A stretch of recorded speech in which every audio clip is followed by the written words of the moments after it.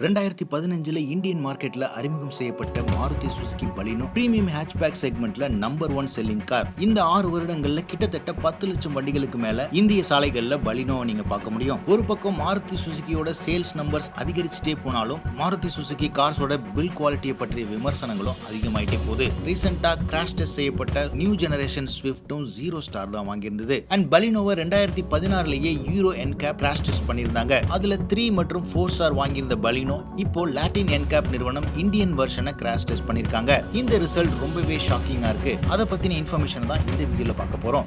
நீங்க பார்த்துட்டு இருக்கிறது கார் இன்ஃபோ தமிழ். கார்கள் பற்றிய அனைத்து தகவல்களையும் உடனுக்குடன் தெரிஞ்சுக்க கார் இன்ஃபோ தமிழ் சேனலுக்கு சப்ஸ்கிரைப் பண்ணுங்க. சமீபத்துல லாட்டின் Ncap நிறுவனம் இந்தியா ஸ்பெசிபிக் மாருதி சுசுகி பலினோவுக்கு 0 ஸ்டார் சேஃப்டி ரேட்டிங் கொடுத்திருக்காங்க. இதுக்கு அவங்க சொல்லியிருக்கிற ரீசன் புவர் சைடு இம்பாக்ட் மற்றும் ரியர் இம்பாக்ட் ப்ரொடெக்ஷன்.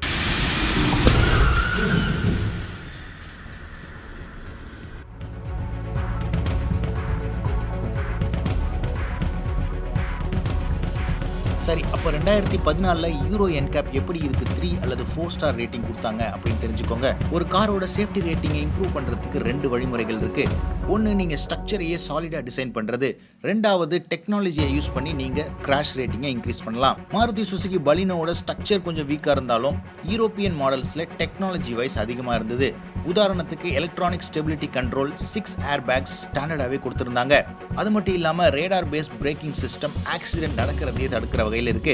இதனால யூரோப்பியன் Ncap சுசுகி பலினோவுக்கு 4 ஸ்டார் ரேட்டிங் கொடுத்திருந்தாங்க. இதனால பாதிப்படைகிறது இந்தியா போன்ற கார் ஸ்பெசிபிக் மார்க்கெட். யூரோப்ல விற்பனையாகிற அதே ஸ்ட்ரக்சர் இருந்தாலும் சேஃப்டி ஃபீச்சர்ஸ் இல்லாதனால இந்த மாதிரி 0 ரேட்டிங்ஸை மாருதி கார்ஸ் தொடர்ந்து வாங்கிட்டு இருக்கு. அண்ட் குவாலிட்டிக்கே பெயர் போன டொயோட்டா நிறுவனமும் இந்த மாருதி சுசுகி கார்ஸை ரீபேட்ச் பண்ணி இந்தியா மற்றும் சவுத் ஆப்பிரிக்கா போன்ற கண்ட்ரிகள்ல விற்பனை செஞ்சுட்டு இருக்காங்க.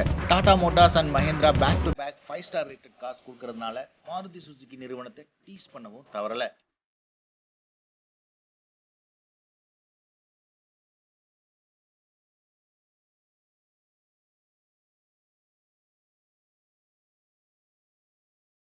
இந்த crash test and safety rating பத்தி நீங்க என்ன நினைக்கிறீங்கன்னு கமெண்ட் செக்ஷன்ல போடுங்க. Subscribe car info Tamil.